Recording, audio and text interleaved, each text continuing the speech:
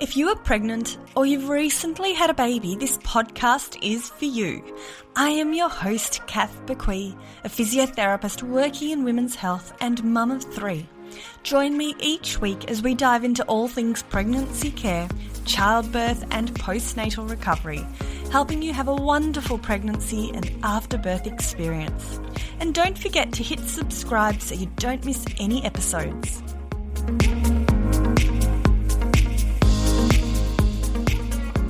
Well, hello there. It's great to have you join me for another episode of the Fitness Mama podcast. So today I am lucky enough to be joined with the lovely Naomi, who is a postpartum doula. And in this episode today, we discuss ways to help prepare for the 4th trimester. So if you are pregnant, or if you're newly postpartum, or you think you might have future pregnancies and babies ahead, then this episode is for you. Naomi is really open and generous with the knowledge she shared in terms of providing some great tips and tricks to help us set ourselves up for postpartum. And I really do feel our postpartum is something, and I definitely did this myself. I think it's something we all do to a certain degree, but we really focus on pregnancy. We really do focus on birth. And often the postpartum period is a bit of an afterthought. So this episode is perfect to really help start to tune into some ways that you can help support your postpartum care. So in this episode today, I talked to Naomi about strategies to help get the rest we need. We talk about ideas for handling people in your life and setting those strong boundaries. And we do talk about ways to get that support you need in those early postpartum periods. So I'm sure you're going to get a lot of value out of today's session. Before we do dive in, I would love to invite you to join us inside Fitness. If reclaiming your pelvic floor, core and strength safely is important to you, then Fitness is for you. So perhaps you found you're not exercising as much as you'd like to during pregnancy or after birth. Perhaps you're busy, you've lost the motivation, or perhaps you're not sure about the best ways to be looking after your body. Perhaps you've got pelvic girdle pain or abdominal muscle separation and you're not sure about the best exercises for you. Or you'd like to get back into running or the gym after having a baby and you want the best kickstarter possible, then Fitness is for you. So join us for these convenient, short, easy, quality workouts that you can do from the comfort of your home whilst your bubba sleeps, your toddler runs around, or at the end of a long day at work. So head to fitnessmama.com for all the details. Right, let's dive into this episode with Naomi.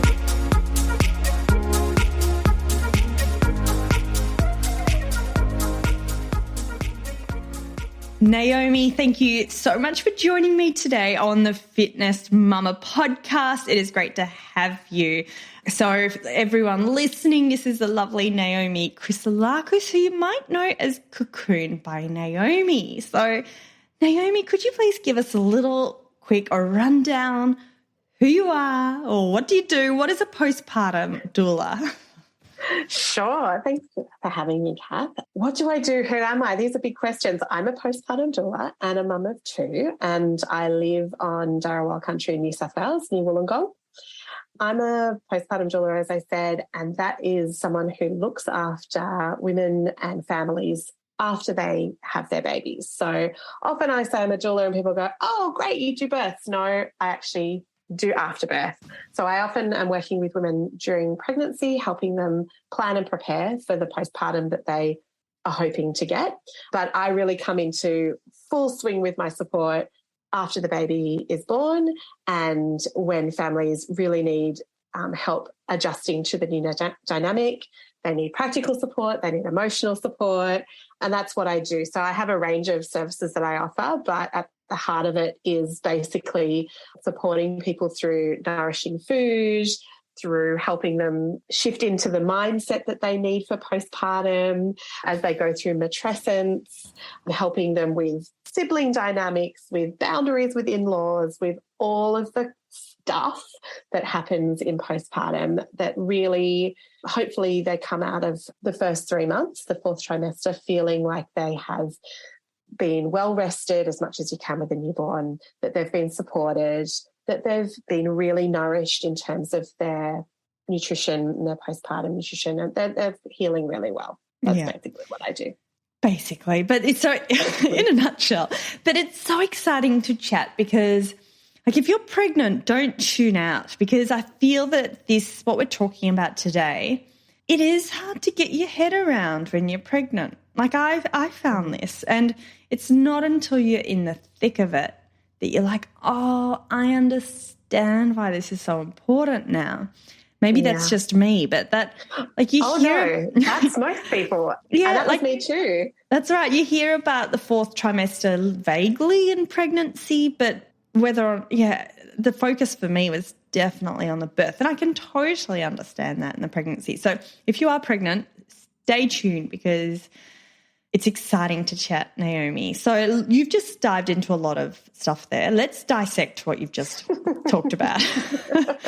Sure. So today I'd love to chat about 3 main categories, maybe 4. All the things. All the things. I want to really talk about how can we, let's start off. Oh my gosh, it's such a big topic, but it's also so narrow, so it's fantastic. Let's talk about rest. You know, we all know that postpartum is a time when we might be up all night feeding, and everyone says sleep when the baby sleeps, but how do you sleep when the baby sleeps when you might have toddlers, you've got a household that's going to fall apart? So I'd love to talk through some practical strategies with you as to how to actually overcome those barriers and help with rest. Yeah. Okay, rest. It's the number one thing that you can do for yourself in postpartum. And as you were saying, it's really important to think about this stuff in pregnancy, because it's not that it's too late once you're in postpartum, but there's so much legwork that you can do in pregnancy to set yourself up for a really rested postpartum, whether it's your first baby or your fourth baby. It really depends on your circumstances. But I would say if you're not resting, you can't get anything else right. No matter how well you're eating, no matter whatever you're doing, if you're not resting, forget about it. And we know that rest is what's going to help us heal. It's what's going to, we've talked before about the importance of rest on for your pelvic floor. It's also really important for your mental health, and just that healing. We know that after birth, we've got a wound the size of a dinner plate where our placenta is detached, and the body is, amazing, and the uterus, brings that all back together. So it's doing that, but we want to give it as much help as we can. And rest is really the way to do that. So I absolutely take your point about this whole, people go, but how? How can I rest? Who's going to do the laundry? What, I have got all this shit to do. This is where I say there's 2 sides to the coin. You cannot rest if you don't have support. We aren't meant to do postpartum and child rearing alone. Anthropologists have shown that back, before the industrial age, we would have been in villages and tribes, and, there's still plenty of cultures around the world who operate like this, where there would be 16 other adults helping to raise our children, 16 other pairs of hands to take that baby and rock them so, you can do your thing, 16 other pairs of hands who would take care of the laundry, who would feed you a meal, who would do all of that.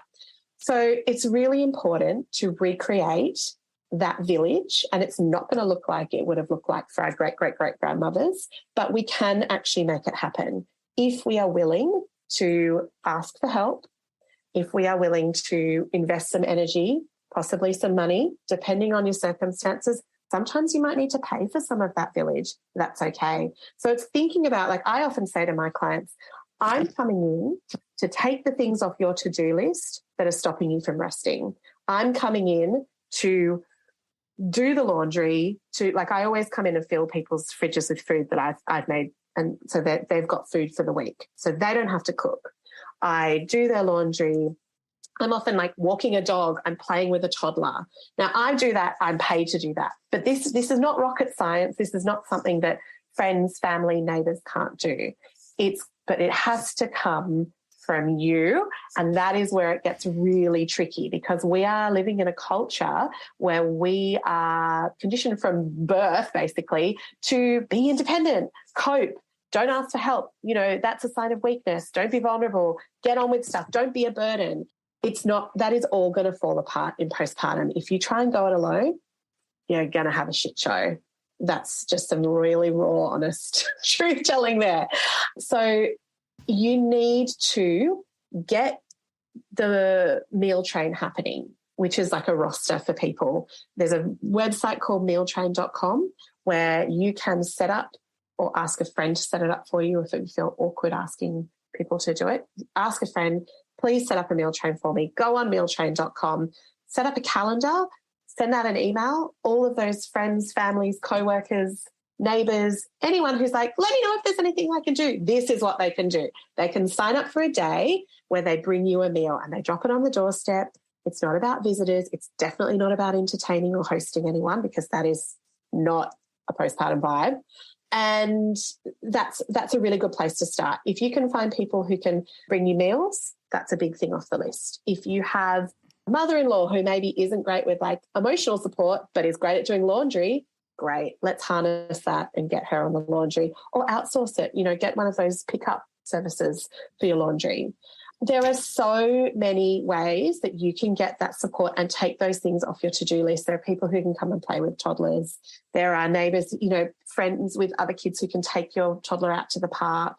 You can't just throw up your hands and be like, oh, I can't rest when the baby rests. You can if you've planned for it. And like I offer postpartum planning sessions where I actually dive in with people to their specific circumstances and come up with those plans for them, because it is really important to do that in pregnancy. Otherwise, you do find yourself going, when can I lie down? When can I rest? And then you're sleep deprived and you're hormonal, and it's just not a happy time. And that's so great that you do sit down on one-on-one basis, because I can imagine some of what you just suggested then, a little part of me on the inside went, oh, I couldn't ask that. Whereas other stuff that you suggested, I thought, oh, yeah, I'd be comfortable asking that. So then if we can identify what we're comfortable asking and what we're thinking, oh, you know, curling our toes at, then we can, the stuff that we're not as comfortable with, we could brainstorm other ways. For example, if you don't want to ask someone to set up a meal train, you could think, okay, what are some meal delivery services, or what is some really quick, if you do, your partner can do an online shop and really quick, you know, 5-minute meals that they can take care of. So brainstorming other options as well. Absolutely. There's always, you know, many, many ways to do things. And like for my second baby, my first baby, I didn't know any of this stuff. It was a disaster. My second baby, I filled two freezers full of food, and I had a meal train, and I didn't have to cook for 3 months. I would just say, I do like to gently challenge people to rethink this conditioning around not being able to ask for help and feeling uncomfortable. I get it. I'm the same. And that's why I asked a good friend to set up the meal train for me. So there's always little ways around it. But I tell people, I know, like, I get it. It is uncomfortable. But have a think about if you had a good friend who said to you, do you think you could drop a meal on my doorstep, like, once? Like, personally, I'd be like, of course, and thank you so much for asking me, because now I feel needed and I love to help and I want to help and I want to do something that's actually useful, rather than buying you another cute onesie that your baby will wear twice and shit all over, you know, and done. Like, let's actually do something that's useful for families and that's supportive of getting their rest. So I get it. There is a lot of like inner work that needs to happen in postpartum as well. And part of that is asking for support and setting boundaries. This is not easy stuff that we're talking about. This is not, this is why, and that is why you got to start in pregnancy. Yeah, you're right. And what you just said, I think totally hit the nail on the head in terms of you do have to challenge your inner beliefs and what you've grown up with. And even now as a school mum, I still hate asking other mums to perhaps pick up my kids. Like, I always feel I need to reciprocate it, and that's fine. I'm very happy to reciprocate it, but I'll never just directly say, could you do such and such for me? I'll always say, hey, if I pick up your kid on Friday, do you mind picking up my kid on Wednesday? So, maybe I need to come and have a session with you, Naomi. Look, I think I really love the work of Dr. Sophie Brock, who really unpacks beautifully this concept of patriarchal motherhood that we're in, and that we are so conditioned into thinking about the good mother. What does the good mother do? The good mother doesn't have to ask for help because she's got her shit together. But actually, that's just a myth. That is a total myth. We are not meant to do this in isolation at all. And that, we've got one in 5 women have a baby who end up with postpartum anxiety or depression. I wonder why. Yeah. We're not meant to do this alone. 100%. There we go. I'm sure everyone listening today has some food for thought. A little bit of tough love there. But that's probably the biggest thing that you can do for rest, is find ways to get that support.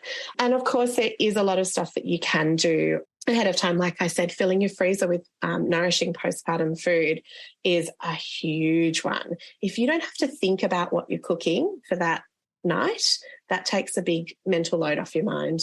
And even investing in a slow cooker, I think, is so important for new parents, so that if your partner's going back to work, if you're in that setup, partner can pop on the slow cooker of a morning, partner can get into the habit of putting a load of laundry on in the morning, so that you really are sharing that load, and it's not just they've racked off to the office for the day and you're going, well, great, how do I get anything done when I've got a cluster feeding baby on me? That, you actually kind of have to have the conversations and think up some systems that work for your, house and your world, and what's important to you. Like for me, I hate seeing our little compost bucket on the kitchen sink overflowing. I can't bear it. So I remember saying to my partner, just please make sure that's done in the morning, so I don't have to have that driving me nuts. For some people it's the overflowing laundry basket. But and things like pets, and you can get people, get the dog walker and pay for it if you need to, or ask the kid up the road to start walking your dog for $5 or whatever. There's always a way. Yeah. And you're right. If we can start this in pregnancy, which is actually really good for your body during pregnancy, to be not hauling loads of wet washing and laundry. And so if we can start to implement just a few of these changes during pregnancy, it can help also with that transition to postpartum. Yeah. And I think it's a mindset thing too. It's in pregnancy, start asking for help, because it is uncomfortable for everyone. Start asking for help and start saying no to stuff too. That's the other thing. Start saying no when you're asked to do something or to go somewhere that you don't want to do. It's a really important muscle to start working on in pregnancy, so that when it comes to postpartum, you're at least had some practice in the setting of boundaries and some practice in the asking for help, so that you don't get all in your head. I mean, you still will, but hopefully because you've had that practice. Yeah. Even just, starting to ask neighbours, would you mind, I had neighbours who I asked to just take the bins out for us, which is something that's quite easy for people to do, and they're happy to do it. But starting to ask them in pregnancy means that then hopefully they'll keep it going in postpartum. Just little things. Yeah, opening up those lines of communication. So you talked about boundary setting. Let's dive into that one next, because, again, that's one that I think, and maybe this is just myself and a bit of a counselling session, but that's one that makes me feel a bit uncomfortable with too. So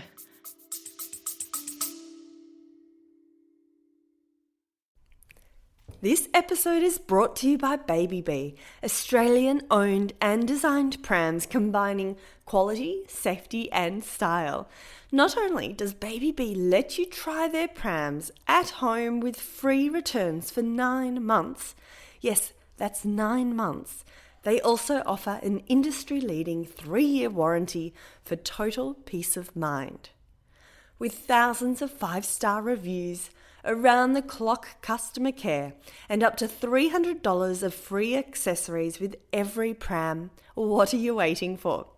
Go visit www.babybeeonline.com and check them out for yourself. And yes, for listeners of the podcast, there is a 20% discount code. Enter FITBEE, FITBEE 20 at checkout, and T's and C's apply.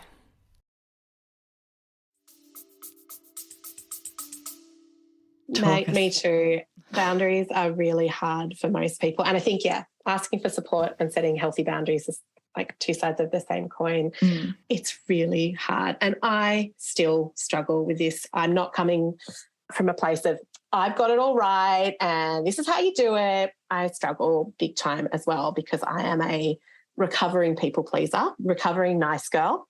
And I just say postpartum is not the time to be letting people walk all over you.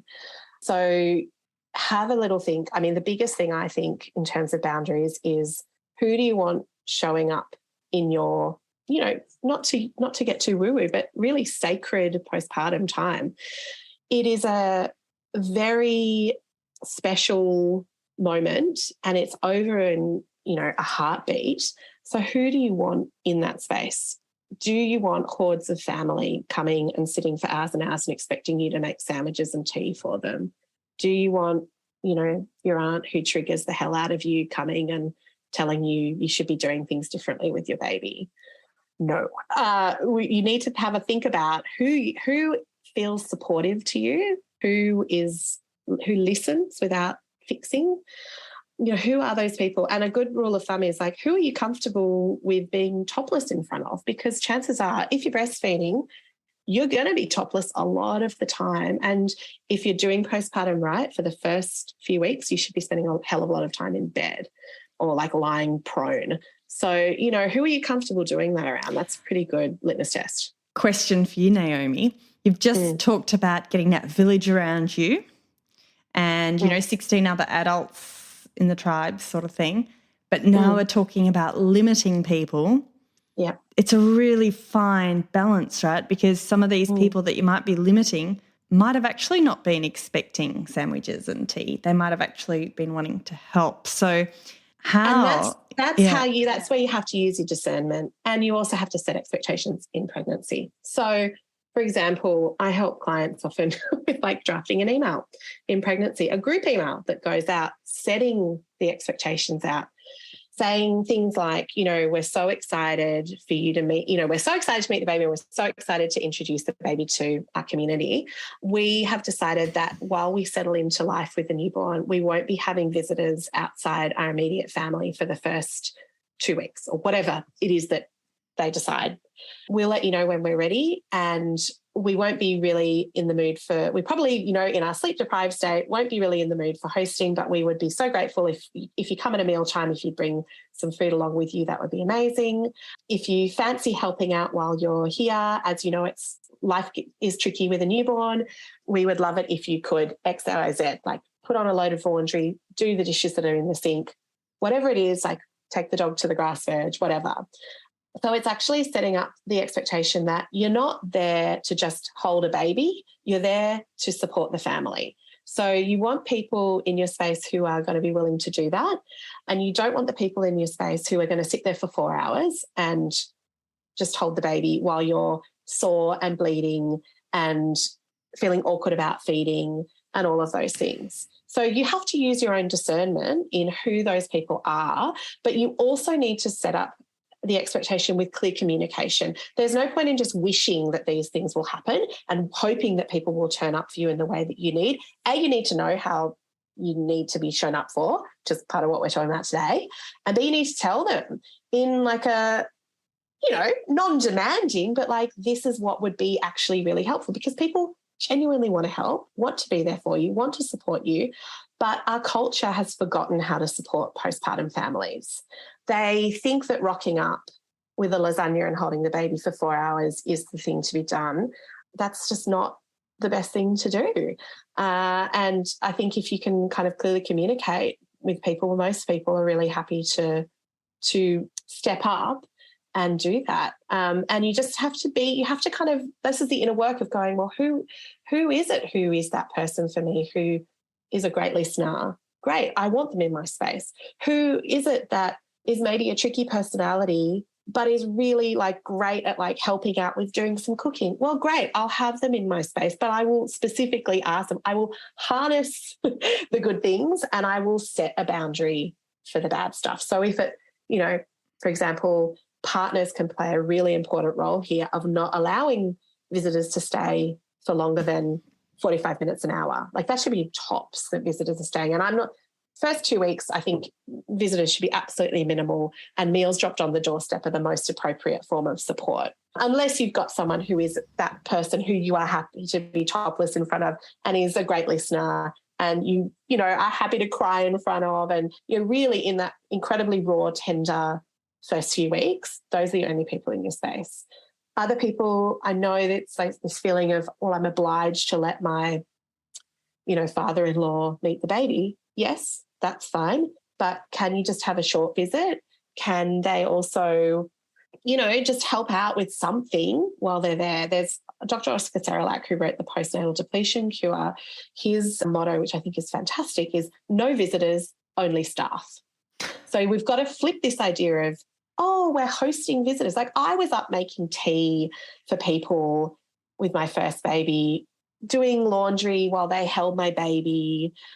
The stupidest stuff that now I'm like, why did I do that? I know why, because that's what we've been conditioned to kind of do. But that is, it's a whole other game in postpartum. This is not normal life. This is a moment in time where you need to be supported and you deserve to be supported. And that is really where a lot of mindset work needs to come into play. Yeah, love all that. And I do just want to, like, for anyone listening, that I'm sure we're all of us are thinking, oh, I didn't do that. If we've already had a baby, or if you're about to have your first baby, perhaps like we all grow and learn, and, you know, things, we might plan for all of this, but also let's not be too hard on ourselves if, like what you just said, why did I do that? Like, you know, we did that because that's what we were equipped with first time round. You learnt from that, you changed it second time round. So I think we've also got to have that grace within ourselves that, absolutely, you know, we will get things wrong, and we will do things differently next time. So that's part of it too. Absolutely. Like, when you know better, you do better. What you don't know, you don't know. Yeah. That's all it is. And like I said, this culture's forgotten about what postpartum really is like and what we really need. And it's not spoken about enough. And so people aren't as aware. But I think and that's why it's great to have you in the corner as sort of the cheerleader and just, you know, opening up these thoughts and ideas. Oh, yeah, maybe I could ask this, or maybe I could suggest this to the next visitor. So having a support person like yourself, I can see the benefit, because it might put you out, like as you said, you don't know what you don't know. Yeah, and I think a lot of people, you know, it's easier often for people, either they genuinely don't have the support, or there are people who it's just too hard to ask for that support. So to have someone who they're paying to come in and support them in a way that I know is really nourishing for them, and if they're not getting that from elsewhere, then I can at least be a part of that. So yeah, it's important, isn't it? Okay, can we talk through, because I did have a little sneaky peek of your beautiful website before we jumped in, and you talk about how you help with the mindset shifts to get the most out of motherhood. So we've talked about rest, we've talked about boundaries, but I'd love to just have a little chat about those mindset shifts that you spoke about. It's a beautiful thing to consider, because, again, you don't know what you don't know. So, yeah.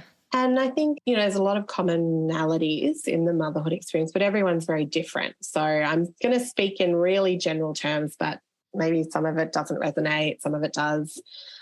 I think in early motherhood, particularly if it's your first baby, there's a lot of natural kind of, you know, wanting to get it right and worry that, you know, am I getting it right? Is my baby okay? Am I okay? Should I be doing this? Should my baby be doing that?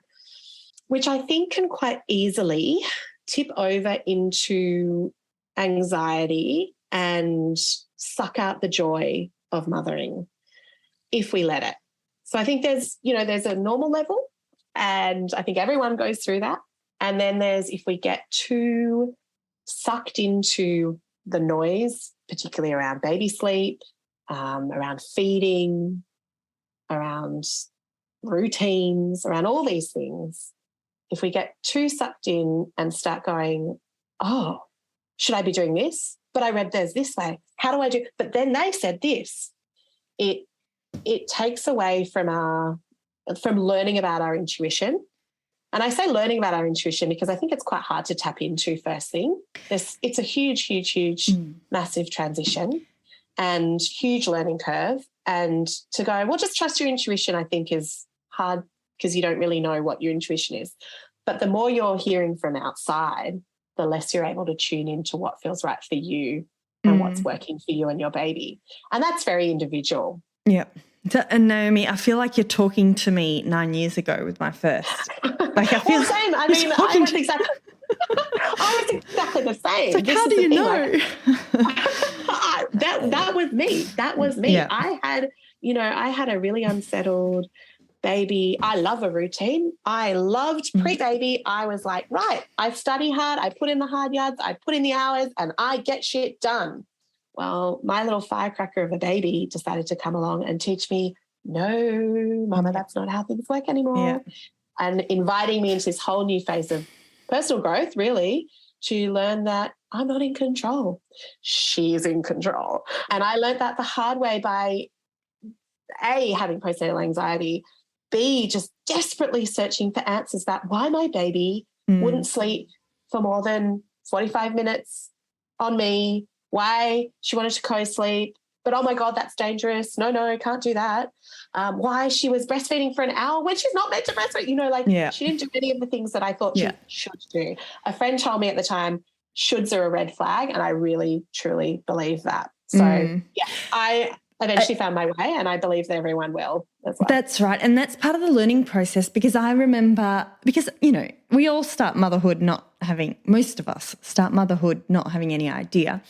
And I had read, one of the only books I'd read was, I won't say the name, but it was a really popular sleep book, about 9 years ago. And I probably know the one that I like to burn if I ever see it.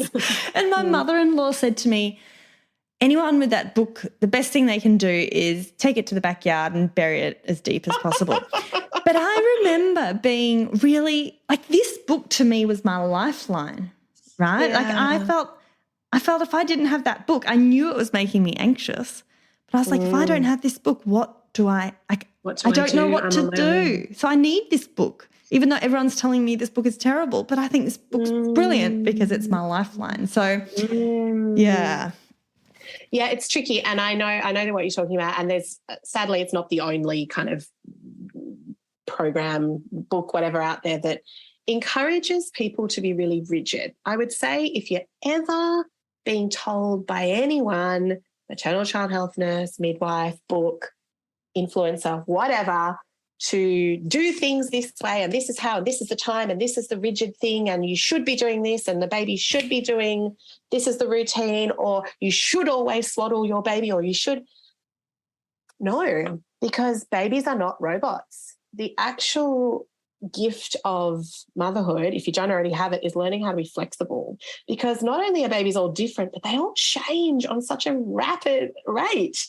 You can have a baby who 1 week is doing things one way, and then the next week they've gone through developmental leave, they're teething, they've been sick, whatever, they change things up. So to try and stick with a rigid plan, for me, like I tried to do this. Went out when I was about 2 weeks postpartum. I went out and I bought a book, not that book, but a book, which was quite, and I thought it was meant to be more gentle and whatever. It wasn't hardcore, but even just trying to do this nighttime routine of, it was like breast, bath, breast, bed. Even just that as a nighttime rhythm almost destroyed my sanity, because my child just wouldn't have a bar of it. She just screamed the house down. She didn't want to do that. That was not the way she did things. I just encourage people to not listen to any of those kind of books, but to look at the evidence around how babies are built. We can't fight biology and we can't fight nature. And unfortunately, I say unfortunately because we're in a society where we like to teach babies to be independent, babies like to be close to their mothers. Until babies are 4 months old, it is a fact that they don't know that they're a separate entity to their mother. So they need to hear a heartbeat and feel the closeness and the warmth. We know that being next to our baby regulates their heartbeat, regulates their breathing, regulates their temperature. This is how we're built. We are a mother-baby dyad, a mama toto, they call it. We have this symbiotic relationship where, like, and the baby being on us is helpful to us. It increases our oxytocin, which keeps our mood stable, which helps our milk supply, which helps our wounds heal. Like, it makes sense to follow the biology and not to follow the books. Yeah. I could talk for hours about that, but I won't. So for anyone's listening that's thinking, okay, no books, follow the biology, what next steps would you suggest? Are there any great podcasts you recommend, or any great, like, how do we follow the biology? How do we learn? How do we learn? Yeah. Well, there's a fantastic book that I love called The First 40 Days, which is a great guide and cookbook for the first 40 days and is great at kind of introducing these concepts. The Possums program is a sort of sleep support that's based on neurodevelopment evidence and principles. So I don't think you even need to do that. But if you're seeking some kind of, advice, and I get it, like I was also like, oh, I need to know, like, you need some guidance. I have a podcast too, and I've got a few great episodes on there around sleep with Dr. Howard Chilton. Actually, is amazing. He's an Australian pediatrician. He's got a book called Your Cherished Baby, which is, I really recommend that book. It's amazing. And yeah, he was on my podcast for a fantastic episode. Pinky McKay, I love. Yeah, there's some great people out there. Yeah, so there is that information there. It's just a matter of finding it and also just shutting out the noise. Like, if you're following sort of sleep stuff that's making you stress, I know it's hard, but just like unfollow, put the book down and try to get that baby skin to skin and look at them, listen to them, watch their cues. Are they hungry? Feed them. There's no way that 1,000 years ago there were babies who were watching the clock in terms of, oh, well, I can only feed them every 3 hours. That's not actual normal newborn behaviour. It's important just to kind of get an understanding of that normal newborn behaviour. That's something that I do in the planning sessions as well. It's like we talk about sleep, we talk about feeding, we talk about all of that unsettled behaviour that is really hard to deal with if you don't know what's coming. If you know what's coming and you've got some strategies under your belt, that is how you kind of deal with it. Well, Naomi, we could keep talking all day, and we only got through half of what I was hoping to, but we will wrap it up there. You have been really generous with the information you've provided us today. How do people find you? You can find me on Instagram at Cocoon by Naomi, which is COCOON by BY, Naomi, NAOMI, or cocoonbynaomi.com, which is my website where you can book in a planning session or talk to me about support, all the other things. Or the podcast, Cocoon by Naomi. Yes, it's called Tales from the Fourth Trimester. Oh, whoops. Yeah. But yeah, you will probably find it if you just search that. Yes. Thank you so much, Naomi. I really appreciate the chat today. Kat. I'll put the links in the show notes, ladies, of some of the resources that Naomi mentioned. So thank you, Naomi. We'll catch you soon. Thank you. Bye. Bye. Thanks for listening to the Fitness Mama podcast, brought to you by the Fitness Mama freebies found at www.fitnessmama.com/free. So please take a few seconds to leave a review, subscribe so you don't miss an episode, and be sure to take a screenshot of this podcast, upload it to your social media, and tag me at Fitness Mama so I can give you a shout out too. Until next time, remember, an active pregnancy, confident childbirth, and strong postnatal recovery is something that you deserve. Remember our disclaimer, materials and contents in this podcast are intended as general information only and shouldn't substitute any medical advice, diagnosis or treatment. I'll see you soon.